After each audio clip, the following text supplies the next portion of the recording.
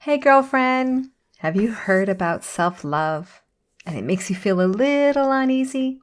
Do you have images of women who love themselves as selfish? And do you see this as a negative thing? What if I told you that the self-love habit is actually what you need to live a happy and fulfilling life? Join me in today's show where I introduce you to a new series I'm doing for the month of February, where we will review the self-love habit with topics about it in each week's episode. Come on in, girlfriend. It's time to learn how to truly love ourselves. Hey, girlfriend. Welcome to the Choose Happy with Marie show. Do you find yourself up late at night wishing you could stop that never-ending cycle of people-pleasing? Do you wake up with plans for the day, but you struggle to follow through to complete them? Are you so busy that you've forgotten what makes you happy? Hi, I'm Marie. I too felt overwhelmed on the hamster wheel called life. Negative self-talk, limiting beliefs, and unhealthy habits were standing in my way of truly living a happy life. My breakthrough happened when I learned the power of choosing happy. In this podcast, you will find ideas for living a life where you put what you want first. You break free from your mind's focus towards negativity, and you find the peace and stability that will help you live the life that you really want for yourself today. Let's do this. No more negativity. We are choosing happy. Come on in, girlfriend. Hello. How are you? Why is loving ourselves so hard sometimes? Why do we do things that hurt us? Because we often don't know that we're doing it. This month, in honor of Valentine's Day, we're going to dive into the self-love habit, and I have 3 topic episodes planned to share with you, so make sure you're subscribed to the show on your favorite podcast app. Before I jump into today's episode, I'd like to take a moment to say thank you. Thank you for your continued support for the show. It is growing beyond what I expected it to be. Actually, I didn't even know what to expect. I only knew that I felt called to do this work. And I just had to figure out how to make it happen. Despite having a full-time job, I needed to figure out how to squeeze it into my life. There is so much negativity in this world. We need to take our power back and choose happy for living our life.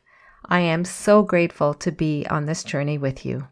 I'd like to share with you a review that was on Apple Podcasts from a person from one of our audience. Her name on the review is called Soulful Mama 1973. And she says, her review is soothing, hopeful, and encouraging. Her approach is calming and relatable. I love that Marie teaches that happiness is a choice and something we can achieve with the right mindset. Definitely give this podcast a listen. Thank you so much for your review, Soulful Mama 1973. I just love that. As I mentioned, in honor of Valentine's Day, I thought it was the perfect month to focus on the habit of self-love. Yes, it's a habit, and it's a core foundational habit in our Choose Happy journey. So for this month, I thought we could focus on 3 areas that when we change how we live it, we will be loving ourselves. For example, this week, I'm introducing you to the self-love habit. Next week, I'll talk about being a perfectionist. The following week, we'll talk about procrastination. And we'll end the month with something many of us do a lot of, and we know we're doing it, people-pleasing. So let's start with defining what is self-love. Self-love is about accepting ourselves fully, the good and the not so good that makes us who we are. When we truly love ourselves, we treat ourselves with kindness and respect through our actions and with our thoughts. Moments when we feel upset or angry or disappointed with ourselves are only temporary moments. They don't hang around for long periods of time. Those negative moments or feelings, they don't define us. What can self-love look like in your life? Here are 5 ideas when you are practicing self-love. You'll find yourself that you forgive yourself when you mess up. You prioritize your needs and wants on your daily to-do list. You set up healthy boundaries with people who you know can have a negative effect on you. You ask for help when needed without feeling bad about it.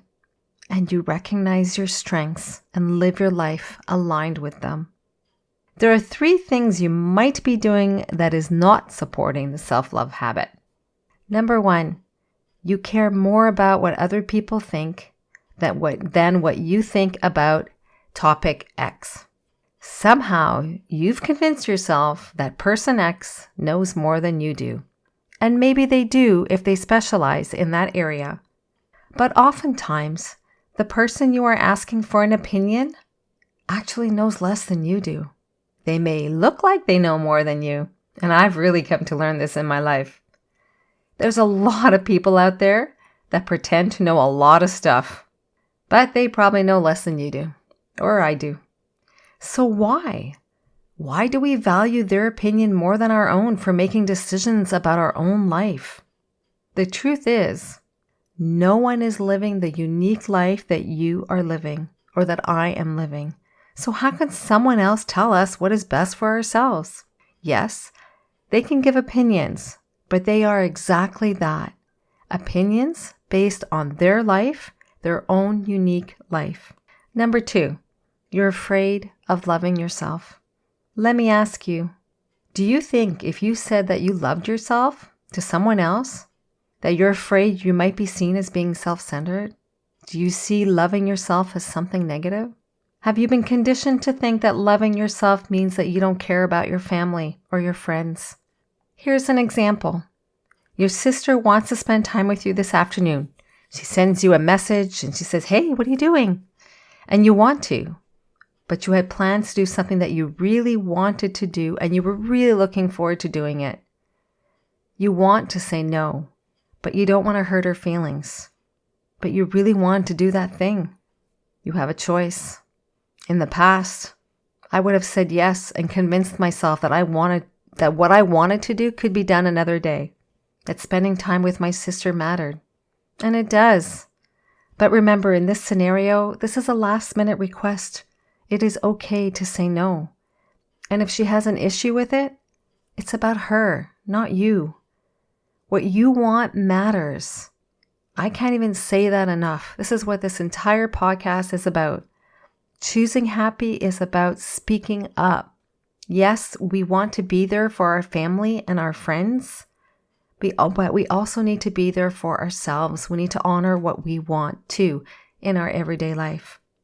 I have had to learn this the hard way, where what I wanted was always coming second, and that was only when there was time and energy left to do that thing, and it was often at the end of the day when I was just too tired. So yet again, another day goes by where I don't do what I really want to do that day. Self-love is about saying yes to what you want to do without guilt. That's the big thing. Number 3, you don't accept yourself for who you are. You can't love yourself if you don't accept yourself for who you are. Accepting yourself means not judging, not focusing on the not so good parts of ourselves. We are all of us have not so good parts. It's called being human. No one is perfect, and trying to be perfect is not part of the self-love habit. And we'll address perfection in next week's episode. You are beautiful just the way you are today. You don't need makeup or fancy clothes. You don't need to live in a perfect house or a fancy car.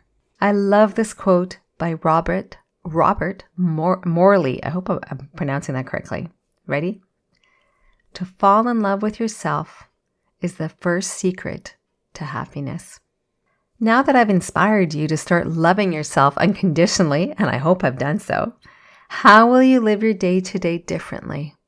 Think about it. How will you choose happy? As for me, I'll continue to advocate what I need in my daily life with my family and my work.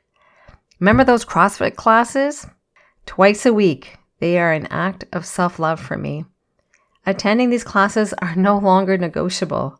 I used to think there was no way I could add this to my already busy life. Like I was really convinced about that. My family needed me to make dinner for them. And yeah, I guess they still do. On those 2 days that I do go during the work week, those nights have become leftover nights, or they make their own meal, and everyone is just fine.